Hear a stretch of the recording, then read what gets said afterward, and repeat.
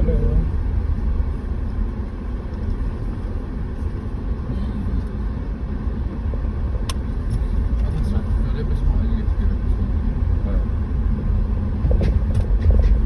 Tengok ya.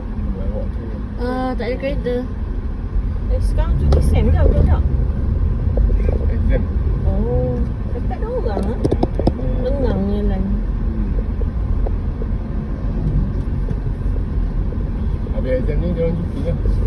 Lama tak? Oh, sampai bulan puasa. Lepas ni dia orang cuti. Tapi sebelum berakhir dia kena naik balik. Ayo.